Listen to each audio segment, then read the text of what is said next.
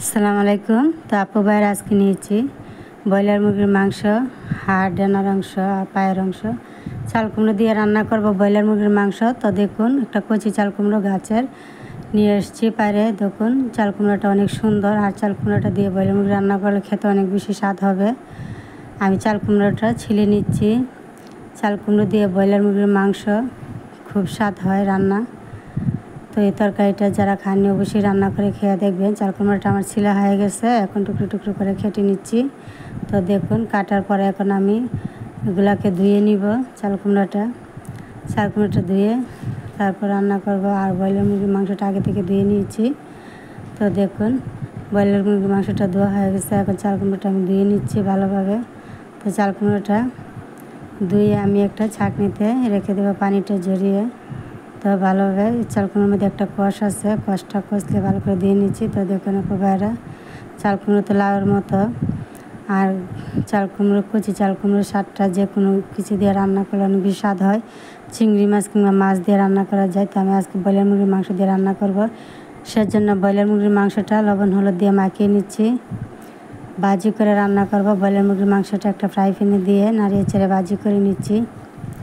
Fry প্যানে আমি কোনো তেল দিইনি, আগে থেকে অল্প একটু তেল ছিল ফ্রাই প্যানে, সেটা দিয়ে রান্না ভাজিটা হয়ে যাচ্ছে। দেখুন তো ভাজি হয়ে গেছে, উল্টিয়ে পাল্টিয়ে এখন ফ্রাই প্যানটা চুলা থেকে নামিয়ে নিয়েছি। ওখানে একটা পাতিল বসিয়ে দিলাম চুলার মধ্যে তরকারি রান্নার জন্য। আর পাতিলের মধ্যে দিয়ে দিচ্ছি সাদা তেল, আর দিয়ে দিলাম তেজপাতা আর কয়েকটা এলাচ, আর পেঁয়াজে কুচি দিয়ে নাড়িয়ে চেড়ে পেঁয়াজটা ভাজি করে নিচ্ছি। পেঁয়াজটা ভাজা হয়ে গেলে তাতে কিছুটা পানি দিয়ে দিচ্ছি। এখন আমি মশলাগুলো দিয়ে দিচ্ছি। 1 চামচ হলদের গুঁড়া, 1 চামচ ধনিয়ার গুঁড়ি, আর 1 চামচ মরিচের গুঁড়ি দিয়ে দিলাম। জিরার গুঁড়ি দিয়ে দিচ্ছি 1 চামচ পরিমাণ।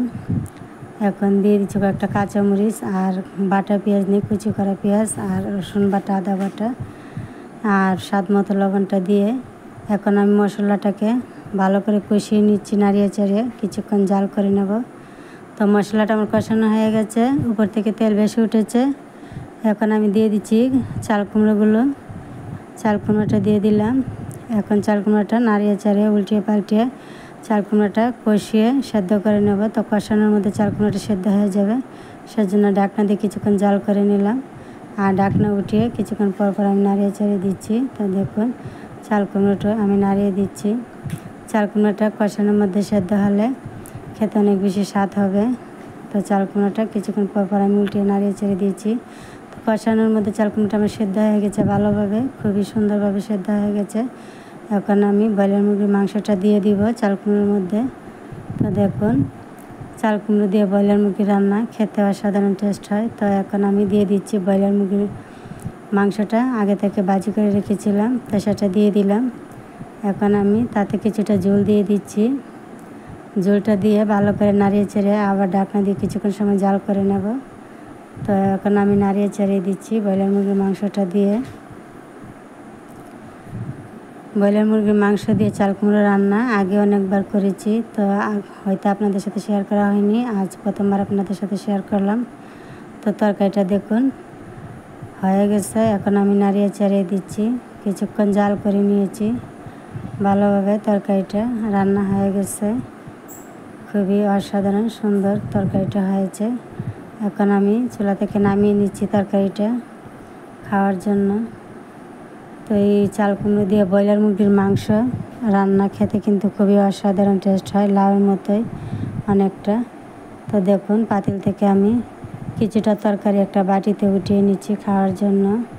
তো আমি নিত্যদিনের রান্নাবান্না আর ছিল চাল কুমড়ো তরকারি রান্না, খুবই অসাধারণ টেস্ট।